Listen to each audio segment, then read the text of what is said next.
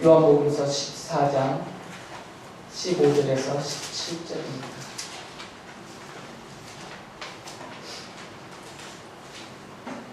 너희가 나를 사랑하면 내 계명을 지킬 것이다. 내가 아버지께 구하겠다. 그리하면 아버지께서 다른 보혜사를 너희에게 보내셔서 영원히 너희와 함께 계시게 하실 것이다. 그는 진리의 영이시다. 세상은 그를 보지도 못하고 알지도 못하므로 그를 맞아들일 수가 없다. 그러나 너희는 그를 안다. 그것은 그가 너희와 함께 계시고 또 너희 안에 계실 것이기 때문이다.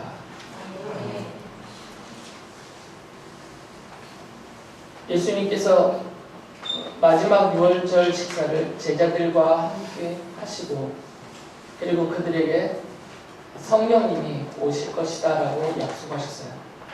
16절에서 그 약속의 말씀을 이렇게 하십니다. 내가 아버지께 구하겠다. 그리하면 아버지께서 다른 보혜사를 너희에게 보내셔서 영원히 너희와 함께 계시게 하실 것이다. 이 다른 보혜사가 성령님을 가리키는 표현입니다. 이 보혜사라는 말은 중보자, 변호하는 사람, 또 위로하는 사람 이런 뜻을 갖고 있는 그리스 말을 한자어로 번역해 놓은 거죠. 그러니까 보혜사라는 단어만 보면 이게 누구를 가리키는지 알 수 없지만 그 보혜사라는 단어로 번역된 이 파라클리토스라는 그 헬라어 그리스 말에 담겨 있는 뜻을 보면 아 이게 예수님을 가리키는 것이구나 라고 알 수가 있겠죠. 예수님께서는 중보자이시니까 그리고 하나님이 사랑하시는 자녀들을 변호해 주시고 위로해 주시고 돌보시며 이끌어 주시는 분이시니까 이 보혜사라고 번역된 이 단어는 예수님을 가리키는 말이구나 라고 알 수가 있어요. 그런데 예수님께서 내가 이제 하나님께로 올라가면 나 말고 나와 같은 다른 보혜사, 다른 중보자 그분이 오실 것이다 라고 약속을 하셨어요. 이 말씀하신 대로 예수님께서는 십자가에서 죽임을 당하시고 무덤에 장사되었다가 3일째 되는 날에 부활하셨죠. 그리고 부활하신 다음에 40일 동안 땅에 머무시면서 제자들에게 하나님 나라에 대한 많은 일들을 말씀해 주셨어요. 그리고 40일째 되는 때에 이제 하늘로 올라가셨죠. 그러면서 예수께서 하늘로 올라가시기 전에 제자들에게 다시 한 번 더 말씀을 해주십니다. 성령님이 오실 것을. 사도행전 1장 8절을 보면 예수께서 다른 보혜사라고 불렀던 그 성령님을 직접 언급하시면서 이렇게 말씀하셨어요. 그러나 성령이 너희에게 내리시면 너희는 능력을 받고 예루살렘과 온 유대와 사마리아에서 그리고 마침내 땅 끝에까지 이르러 내 증인이 될 것이다 라고 말씀하셨어요. 그리고 예수께서 하늘로 올라가셨죠. 본래 계셨던 그 하나님의 자리로 예수께서 올라가셨습니다. 예수께서 하늘로 올라가신 다음에 예수님이 말씀하신 이 말씀대로 이 약속대로 성령님이 그 다락방에 모여 있었던 제자들에게 내려오셨습니다. 그리고 그들에게 임하셔서 성령이 확실히 그들에게 임하셨다라는 많은 증거를 그 자리에서 보여주셨어요. 이 내용은 사도행전 2장 1절부터 4절에 기록되어져 있습니다. 예수님께서는 제자들에게 지금 오실 성령님에 대해서 말씀해 주셨지만 그분이 어떤 분인지 그리고 그분이 어떤 방식으로 제자들과 너희들과 함께 계실 건지에 대해서는 설명해 주시지 않으세요. 그러시면서 오히려 사람으로서는 제자들을 비롯한 사람으로서는 이 성령님이 도대체 어떤 분이신지 그리고 어떤 방식으로 어떻게 제자들과 함께 계시는지는 사람으로서는 알지 못한다. 알 수 없다라고 말씀하셨죠. 요한복음서 14장 17절에서 그래서 이렇게 말씀하셨어요. 그는 진리의 영이시다. 세상은 그를 보지도 못하고 알지도 못하므로 그를 맞아들일 수가 없다. 그러나 너희는 그를 안다. 그것은 그가 너희와 함께 계시고 또 너희 안에 계실 것이기 때문이다. 성령님에 대해서 설명하려고 애쓰는 분들이 많이 있습니다. 성령님은 이런 분이시다. 성령님이 어떤 분이신지에 대해서 막 설명을 하려고 해요. 그리고 성령님이 어떻게 우리에게 오셨고 또 어떻게 우리와 지금 함께 계시고 어떤 방식으로 일하고 계시는지를 마치 다 아는 것처럼 설명하려고 하는데 이것은 큰 잘못이죠. 왜 그러냐면 성령 하나님은 삼위일체 하나님 중에 한 분이시잖아요. 우리가 하나님을 믿고 예수님을 믿습니다. 그런데 우리가 하나님에 대해서 얼마나 알고 있어요? 우리들 중에 하나님을 상당 부분이라도 이해했다라고 말하는 사람은 없어요. 이해할 수가 없거든요. 또 하나님께서 어떤 방식으로 이 세상을 창조하시는지, 지금 이 세상을 다스리고 계시는지, 하나님이 어떤 뜻과 또 그 뜻을 이루시기 위해서 어떻게 행하고 계시는지는 사람으로서 우리는, 피조물인 사람으로서 우리는 이해도 할 수 없고, 그러니까 당연히 설명도 못하죠. 이해가 안 되니까 설명도 못하고 그냥 단지 믿음으로 받아들이고 하는 거죠. 아무리 믿음이 좋은 소위 성자라고 칭송을 받은 믿음의 위인들이라 하더라도 하나님에 대해서 설명해보라 그러면 설명을 못해요. 이해를 못하니까. 이해할 수 없는 것을 어떻게 설명하겠습니까? 마찬가지로 이 성령 하나님에 대해서도 똑같습니다. 우리가 성부 하나님, 성자 하나님을 이해할 수 없고 이분들의 그 존재 자체를 이해를 못해요. 이분들은 어떤 분이신지, 어떤 방식으로 존재하고 계시는지 설명을 못해요. 이해가 안 되니까. 그리고 어떻게 그렇게 하고 계시는지에 대해서도 우리는 설명이 안 됩니다. 이해 못하니까 설명을 못하는 거죠. 성령 하나님에 대해서도 예수님이 약속은 하셨지만, 그분이 오실 것이다라고 약속하셨지만 이 성령 하나님이 어떤 분인지를 우리는 이해할 수가 없습니다.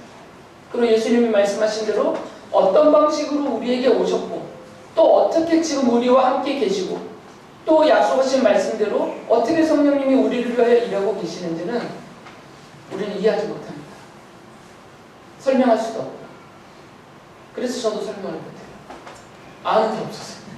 이해가 안 되는 걸 제가 아는 척하고 설명하는 자체가 잘못된 것이니까. 그렇지만 우리는 이해는 안 되는데 믿어지는 거죠. 하나님이 천지를 창조하셨다가 이해는 안 되지만 믿어지잖아요. 그걸 인정하고 우리 믿음으로 받아들이죠.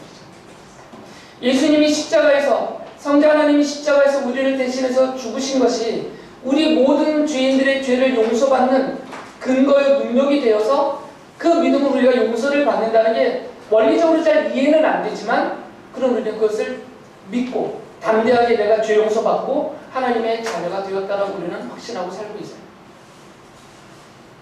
이해가 되어야만 믿는 것은 아니다는 거죠. 이게 하나님의 능력이시고 하나님이 하시는 일이에요. 우리 사람들은 이해되어질 때 받아들여요. 그것이 과학적으로, 합리적으로, 논리적으로 분명하게 사실이 명명백백하게 밝혀졌을 때 우리는 그것을 인정하고 그것을 진리로, 사실로 우리는 받아들입니다. 그런데 만약에 하나님이 우리 인간의 이해 안에 들어와 버리시면 우리는 그 하나님이라는 존재를 신으로 인정하지 않아요. 고대 시대 때까지만 해도 하늘에 떠있는 태양과 달을 신이라 불렀습니다. 왜 그러냐면 그 당시 인간의 문명의 수준에서는 또 인간의 이성적인 수준에서는 저 높이 있는 태양과 달을 이해하려고 하지도 못했어요.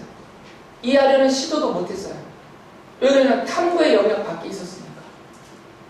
멀리서 바라볼 뿐이지 근접할 수가 없으니까 인간이 이해할 수 있는 범위 내에 들어있지 않았단 말이에요. 그러니까 신이라고 불렀어요. 그런데 문명이 크게 발달하면서 인간들의 탐구력이 그리고 탐구의 범위가 확대되면서 이 탐구 영역 안에 태양과 달이 들어왔죠. 그래서 나름대로 연구를 해보니까 상당 부분 많은 부분들이 밝혀졌어요. 그 다음부터는 태양과 달을 신이라고 부르지 않습니다. 그냥 하나의 사물이 된 것이죠. 태양이라는 사물, 달이라는 그냥 사물로 그렇게 봤어요. 그러니까 이 태양과 달의 작용으로 일어났던 많은 현상들, 비가 내리고 번개가 치고 천둥이 울리고 바람이 불고 하는 이런 모든 현상들이 태양과 달과 지구와의 상관관계 속에서 인력들이 땡기면서 벌어진 이런 현상들이 그 당시에는 고대 시대 때는 신들이 하는 일로 여겼어요. 그러니까 센 바람만 불어도 하늘 앞에 엎드렸었던 거죠. 번개만 내리쳐도 다들 하늘 앞에 엎드렸어요. 그러나 이제 이게 탐구 영역에 안에 들어왔고 그 모든 현상이 밝혀졌단 말이죠. 그러니까 사람들은 더 이상 이것을 신이 하는 일이다라고 부르지 않습니다. 자연현상이라고 불러요. 가능한 일이다. 자연현상이라고 부르죠. 그런데 우리 하나님은 이 영역 안에 계시는 분이 아니에요. 하나님은 인간이 탐구할 수 있는 영역 내에 계시는 분이 아니에요. 탐구의 대상이 되고 또 인간의 능력으로 어느 정도 그것이 밝혀져서 증명이 돼버리면 더 이상 신이 아니기 때문이잖아요. 하나님은 그 너머에 계시는 분이에요. 그래서 신이라고 부르고 있고 하나님이 하시는 일을 초자연 현상이라고 부르죠. 가능한 일이 아니라는 거죠. 자연세계에서 흔히 일어나는 가능한 일이 아니고 하나님이 하시는 일은 그것을 넘어 계시는 하나님으로서 하시는 일이기 때문에 그것을 하나님이 하시는 일이다라고 우리가 부르고 있는 것이죠. 성령님은 하나님이십니다. 삼위일체 하나님이세요. 그러니까 이 성령님 또한 창조자 하나님이 어떻게 계셨고 어떻게 천지를 창조했는지를 우리가 모르는 것처럼 이 성령 하나님의 존재 자체에 대해서도 우리는 설명할 수도 없고 그분이 하시는 일에 대해서도 우리는 이해하기가 어렵습니다. 그러나 우리가 그냥 인간적인 표현을 치면 희한하게 믿어진단 말이에요. 뭐 설명하려면 설명은 못하는데 그게 믿음으로 받아들여지잖아요. 그래서 믿음으로 우리는 그것을 인정하고 다 받아들입니다. 하나님을 믿듯이 성도 하나님을 믿듯이 성자 하나님을 믿듯이 이 성령 하나님을 우리는 믿음으로 받아들입니다. 그분이 하시는 모든 일들을 다 인정하고 있어요. 사도 바울도 이 뛰어난 학자이며 위대한 신앙의 선배이고 정말 경건했던 이 사도 바울조차도 성령님이 어떤 분이신지 또 성령님이 어떻게 성도들에게 오셔서 함께 계시는지에 대해서 설명을 충분히 못했어요. 바울 사도도 모르기 때문에 그 부분 이해할 수가 없는 부분이니까. 하지만 사도 바울은 믿음으로 성령님이 함께 계시다는 것을 자기가 경험을 했어요. 주님이 약속하신 말씀대로 모든 일을 행하고 계시다는 것을 직접 목격을 했어요. 그래서 성도들이 성령 하나님을 하나님께로부터 받아서 모시고 계시다라고 아주 분명하게 말을 했죠. 고린도전서 6장 19절에서 이렇게 말했습니다. 여러분의 몸은 여러분 안에 계신 성령의 성전이라는 것을 알지 못합니까? 여러분은 성령을 하나님으로부터 받아서 모시고 있습니다. 여러분은 여러분 자신의 것이 아닙니다. 설명은 못해요. 어떻게 성령님이 우리에게 오셨는지 설명은 못해요. 어떤 형태와 방식으로 지금 우리와 함께 계시는지는 설명은 못해요. 그러나 이것이 사실이라는 거죠. 믿음으로 모든 것이 믿어지고 그걸 인정하고 받아들이고 있습니다. 그래서 이렇게 담대하게 말했던 것입니다. 예수님이 제자들에게 하시고자 하셨던 말씀은 성령님은 이런 분이다라고 설명하려고 하시지 않았어요. 설명이 안 되니까. 예수님이 설명을 못해서가 아니라 우리의 머리 안에는 들어올 수는 없는 영역이에요. 하나님이시니까. 그래서 제자들에게 내가 가면 오실 다른 보혜사이신 성령님은 이런 분이다. 이분의 본질, 이분의 존재에 대해서 설명하려고 하시지 않아요. 그리고 설명도 안 해주셨어요. 단지 예수님이 제자들에게 해주신 말씀은 뭐냐면 그분이 오시면 이런 일을 하실 것이다. 너희들을 위해서. 그분이 오셔서 너희들을 위하여서 하실 일이 이것이다 라고만 알려주셨어요. 그건 우리가 알아들을 수 있습니다. 그래서 요한복음서 14장 26절에서 이렇게 말씀하신 거죠. 그러나 보혜사 곧 아버지께서 내 이름으로 보내실 성령께서 너희에게 이것 모든 것을 가르쳐 주실 것이며 또 내가 너희에게 말한 모든 것을 생각나게 하실 것이다. 성령님이 오시면 너희들과 함께 있을 것인데 그 부분은 너희들이 뭐 고민하고 연구하고 할 필요도 없다는 거예요. 해봤자 모르니까. 그러나 그분이 해주실 일은 분명하고 그거 너희들이 알 수 있다는 거예요. 성령님이 오시면 가르쳐 주신다. 모든 것을. 그리고 내가 너희들과 함께 있으면서 너희에게 했던 그 모든 것을, 말했던 모든 것들을, 그리고 보여줬던 모든 일들을 생각나게 하실 것이다. 성령님이 그렇게 해주실 것이다 라는 거예요. 제자들은 예수님께서 십자가에서 죽으셨을 때 완전히 머릿속에 지우개가 있는 것처럼 싹 지워져 버렸어요. 머리가 하얘졌죠. 허무함에 빠져버렸어요. 메시아가 돌아가셨으니까. 하나님의 아들 그리스도라고 믿었던 그분이 십자가에서 너무나 무기력하게 죽어버리셨으니까 제자들이 갑자기 백지 상태가 돼버린 거죠.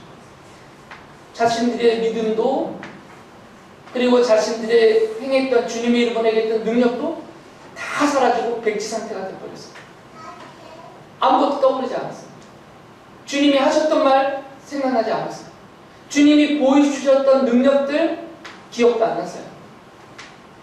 그런데 성령님이 오시니까, 그리고 성령님이 이 모든 제자들과 성도들에게 직접 임하시고 개별적으로 임하시니까 이 제자들과 그걸 목격했던 성도들이 기억이 난 거죠. 주님의 말씀이 생각났습니다. 그리고 주님이 말씀하셨던 대로 다 이루어졌다는 것이 깨달아졌어요. 그리고 주님이 행하셨던 그 놀라운 하나님으로서 행하셨던 그리스도로 하셨던 그 표적들이 다 기억났던 거죠. 순식간에 돌변했습니다. 자신의 목숨을 아까워하고 주님과 함께 잡혀서 고난당하고 죽임당할 것을 두려워해서 도망쳤던 제자들이 예수님을 잡으려고 했고 제자들을 잡으려고 했던 그 사람들 앞에 오히려 당당히 나섰어요. 스스로 당당히 나서서 그들을 향하여서, 예수님을 죽였던 그 사람들을 향하여서, 자기들을 잡아 죽이려고 했던 그 사람들을 향하여서 그 앞에 서서 당당하게 그리스도의 십자가 복음을 전하고 그 부활하심을 증거했어요. 그 와중에 그들은 잡혀서 오게도 가고 심한 매질도 당하였고 야고보 사도 같은 경우는 순교도 당하였어요. 근데 도망치지 않았던 거죠. 이제는 이게 확실해졌으니까. 주님의 모든 말씀이 기억났고 주님이 행하셨던 모든 능력이 다 깨달아졌고 이게 두려움이 없어졌던 것이에요. 성령님이 오시기 전과 성령님이 그들에게 오신 다음의 상태입니다. 이해는 못해요. 그 오신 성령님이 어떤 분인지는 이해는 못해요. 그분이 어떤 방식으로 자기들에게 임하셨는지, 어떻게 함께 계시는지는 이해는 못해요. 설명은 못해요. 그러나 이 제자들이, 그리스도를 목격했던 성도들이 변했어요. 두려움과 그 연약함에 빠져있던 성도들과 제자들이 변했어요. 확신에 차서 성령님이 나와 함께 계시다. 성령님을 통해서 예수 그리스도가 약속하신 대로 우리와 함께 계신다. 그리고 성령님을 통해서 주시겠다 하셨던 그 놀라운 능력들이 막 나타나는 거예요. 사도들이 막 죽은 자를 살리네요. 병자들을 고치고 귀신들을 쫓아내고 연약한 사람들을 고쳐서 온전케 만들고, 아니 인간으로는 할 수 없었던, 자기들의 스스로는 할 수 없었던 일들이 나도 모르는 사이에 막 나타나기 시작하는 거죠. 성령님이 어떻게 나와 계시는지는 모르지만 나와 같이 계시다라는 증거들이 나타나는 거예요. 생각이 바뀌고 마음이 바뀌고 능력이 나타나요. 예수님은 성령님이 그 일을 해주실 것이다 라고 말씀하십니다. 예수님이 이렇게 말씀하셨다면 우리도 당연히 이 성령 하나님에 대한 이 말씀들을 읽을 때 눈이 바로 잡힐 수가 있죠. 성령님은 어떤 분이신가 이쪽으로 바라볼 필요가 없다는 겁니다. 성령님이 지금 나에게 어떻게 계시지? 내 심장 속에 계시나? 아니면 나와 팔짱 껴 계시나? 이런 유치한 생각할 필요가 없다는 거죠. 그건 우리의 영역이 아닙니다. 그러나 우리가 믿을 수 있게 해주신 대로 성령님이 지금 나와 함께 계신다. 이런 담대한 믿음을 가지고 성령님이 내게 깨닫게 해주시는, 가르쳐 깨달아 알게 해주시는 대로 주님의 말씀을 깨닫고 십자가의 복음을 의심 없이 깨닫고 받아들이고 확신에 차서 성령님의 인도하심을 따라 주님이 원하시는 길을 가고 있다는 것입니다. 성령님이 그 일을 해주실 것이다 라고 약속하셨습니다. 이어서 요한복음서 15장 26절에서 이렇게 말씀하셨습니다. 내가 아버지께로부터 너희에게 보낼 보혜사 곧 아버지께로부터 오시는 진리의 영이 오시면 그 영이 나를 위하여 증언하실 것이다. 성령님이 오셔서 하실 일을 분명히 알려주셨어요. 나에 대해서 말할 것이다. 성도들에게 세상을 향하여서 성령님은 예수 그리스도가 누구신지를 분명히 말할 것이다. 그리고 그 예수 그리스도가 십자가에서 이루신 이 십자가의 복음에 대해서 분명히 증언하실 것이다. 성도들에게 말씀하시고 성도들을 통하여 도구로 쓰셔서 말씀하실 것이라는 것입니다. 그래서 성령님은 주님이 약속하신 말씀대로 성도들에게 오셨어요. 그리고 그 성도들과 함께 계시면서 예수 그리스도의 복음을 가르쳐주고 계시고 깨닫고 믿게 해주시고 계시는 것입니다. 그래서 우리가 지금 이 자리에서 믿음으로 이렇게 앉아 있습니다. 하나님을 다 이해하고 십자가를 완전히 이해하고 그래서 우리가 이렇게 다 이해가 됐으니까 이제 믿습니다 이렇게 있는 것이 아니고 하나도 이해는 안 돼요. 저도 이해는 안 돼요. 저뿐만 아니라 어느 누구도 이해 못해요. 이해하면 하나님이 아니니까 그냥 사물에 불과한 존재가 되니까 이해가 안 돼요. 어떤 식으로 그런 일들을 하고 계시는지도 몰라요. 그러나 믿음으로 다 받아들여지고 있습니다. 성령님이 해주시기 때문에. 성령님은 예수님께서 완성해 놓으신 그 죄 용서와 구원과 영원한 생명을 우리 성도들에게 알려주십니다. 그리고 그것을 믿게 해주시고 그것을 얻어서 누리게 해주고 계세요. 예수님은 그 약속을 하신 겁니다. 성령님이 오시면 너희들에게, 성도들에게 이 일을 해주실 것이다 라고 약속해 주셨습니다. 베드로 사도가 이렇게 말합니다. 베드로전서 1장 2절에 보면 하나님 아버지께서 여러분을 미리 아시고 성령으로 거룩하게 해주셔서 여러분은 순종하게 되고 예수 그리스도의 피 뿌림을 받게 되었습니다. 여러분에게 은혜와 평화가 더욱 가득 차기를 빕니다. 성령님이 우리 성도들에게 오셨고 우리와 함께 계시면서 우리가 믿음으로 그리스도의 피 뿌리심을 얻어서 그 복음을 믿음으로 받아들여서 구원을 얻고 하나님의 자녀로 살아가도록 해주고 계시다라는 말씀입니다. 사도 요한도 이렇게 말합니다. 요한일서 3장 24절에 보면 그리스도의 계명을 지키는 사람은 그리스도 안에 있고 그리스도께서 그 사람 안에 계십니다. 그리스도께서 우리 안에 계시다는 것을 그가 우리에게 주신 성령으로 우리는 압니다. 우리는 성령을 받았어요. 성령 하나님을 받았어요. 그런데 사도 요한은 뭐라고 말하냐면 우리가 성령 하나님을 받았더니 예수께서 제자들에게 약속하셨거든요. 내가 너희와 함께 하겠다. 내가 너희를 보아와 같이 버려두지 않고 너희와 영원히 함께 하겠다고 약속하셨어요. 그 약속하신 말씀대로 지금 그리스도가 나와 함께 계시다는 게 믿어지는 거죠. 하늘로 올라가셨던 예수께서 다시 인간의 몸으로 다시 이 땅에 오셔서 우리 앞에 서 계신다는 의미가 아니고 그리스도가 이 땅에서 약속하셨던 모든 것들을 성령님을 통하여서 다 이루어가고 계시다는 거죠. 왜 그러냐면 성부 하나님, 성자 하나님, 성령 하나님은 개별적으로 따로 흩어져 계시는 분들이 아니고 이분들은 존재와 능력과 그 뜻과 행하신 모든 것에서 동일하신 삼위일체 하나님이시기 때문에 성령 하나님이 성도들과 함께하는 그 자체가 성부 하나님이 함께 계시는 것이고 성자 하나님이 함께 계시는 것이라는 말씀. 예수님이 하신 말씀을 내가 너희와 함께 있겠다고 하신 그 말씀을 성령님이 다 이루어주고 계시고 있다는 말씀이에요. 앞서 말씀드렸듯이 성도들도 성령님이 어떤 분이신지 잘 모릅니다. 어떻게 우리와 함께 계시는지 다 알지 못합니다. 저도 마찬가지입니다. 그러나 성령님을 받은 성도는 다 알지 못하고 이해하지 못하지만 하나님을 믿고 있고 예수님을 믿고 있어요. 그 믿음으로 성령님도 믿고 있습니다.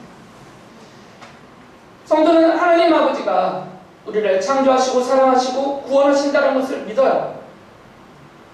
그리고 예수 그리스도의 십자가 복음을 믿습니다. 마찬가지로 성령님의 가르치심과 그 인도하심도 믿고 있습니다. 성부 하나님과 성자 하나님이 성령 하나님을 통해서 성도들과 영원히 함께 계시다는 것을 믿습니다. 이런 모든 믿음은 예수님이 말씀하셨던 대로 성령님이 오셔서 깨닫게 해주시고 알게 해주시고 믿게 해주시고 가르치시고 인도해 주시기 때문에 다 일어나는 것입니다. 우리 스스로는 만들어낼 수 있는 것들이 아닙니다. 고린도전서 12장 3절에서 이렇게 말합니다. 성령을 힘입지 않고서는 아무도 예수는 주님이시다 하고 말할 수 없습니다. 성령 하나님이 성도들로 하여금 예수 그리스도를 믿게 해주신다는 말씀입니다. 로마서 12장 11절은 이렇게 말합니다. 열심을 내어서 부지런히 일하며 성령으로 뜨거워진 마음을 가지고 주님을 섬기십시오. 주님을 믿고 섬기는 모든 것은 성령님으로 인하지 않으면 안 된다 그 말이에요. 조금 하다가 그만둡니다. 하면서도 믿음으로 못하기 때문에 불평불만이 듭니다. 하나님의 일을 못하는 거죠. 그러나 성령님이 임하신 사람들, 그 성령님이 믿음을 주시고 이런 순종하는 마음을 주신 사람들은 주님을 섬기면서 주님의 일을 할 수 있다는 거죠. 고린도전서 12장 11절은 이렇게 말합니다. 이 모든 일은 한 분이신 같은 성령이 하시며 그는 원하시는 대로 각 사람에게 은사를 나누어 주십니다. 그래서 성령님이 성도들에게 은사를 주십니다. 각 사람에게 쓸모있도록 하나님이 그에게 은사를 주셔서 그를 하나님이 원하시는 대로 쓰실 수 있도록 은사를 주세요. 이건 통일되지 않습니다. 다양합니다. 눈에 보이는 은사도 있고 내면으로 감춰지는 은사도 있고 손에 주시는 은사도 있어요. 재물 은사입니다. 그 물질을 하나님의 영광을 위해서 하나님의 뜻을 위해서 쓰도록 하시기 때문에 이 물질도 주시는 선물이고 그 물질을 벌 수 있는 능력도 은사예요. 돈 버는 것은 악한 것이 아닙니다. 하나님이 주시는 은사 중에 하나예요. 대신에 그것을 악하게 쓰면 악한 자가 됩니다. 그것을 선하게 좋은 일에 주님의 뜻을 이루는 일에 쓴다면 그는 그 은사를 받은 사람인 것이죠. 모든 성도들에게 하나님은 그 사람에게 알맞게 쓸모있게 은사를 주십니다. 그러니까 은사에는 우열이 없는 것이에요. 하나님이 그 사람을 쓰시려고 그 사람에게 맞게 은사를 주시고 그 능력대로 쓰시기 때문에 갈라디아서 5장 25절도 이렇게 말합니다. 우리가 성령으로 삶을 얻었으니 생명을 얻었단 말이에요. 우리는 성령이 인도해 주심을 따라 살아갑시다. 성령의 인도해 주심을 따라 살아갑시다 라고 말해요. 성령님은 성도들을 하나님의 자녀로 살아가도록 인도해 주고 계시니까 그 인도하심을 우리는 적극적으로 순종하며 따라가면 된다는 것이에요. 성령님이 어떻게 성도들을, 여러분들을 도와주시고 보호하시고 인도하시는지는 제가 설명해 드릴 수 없습니다. 능력 바깥의 일이기 때문에. 하지만 분명히 사도 바울처럼 담대하게 여러분에게 확실하게 말씀드릴 수 있는 것은 우리에게 믿음이 있다면 그 믿음으로 이 모든 것을 우리는 이해가 됩니다. 머리로 이해됐다는 게 아니라 그렇구나라고 받아들여진다는 거죠. 알고 있고 의지하면서 순종하며 따를 수 있게 된다는 거죠. 성령님은 성도들과 약속하신 대로 함께 계시면서 하나님의 사랑과 그 은혜를 받게 해주십니다. 그리고 성령님은 성도들과 함께 계시면서 예수 그리스도의 말씀과 그 십자가의 복음과 그 약속을 예수께서 반드시 다 이루신다는 것을 지켜주시면서 그 이루가시는 그 모든 것들을 지금도 행하고 계십니다.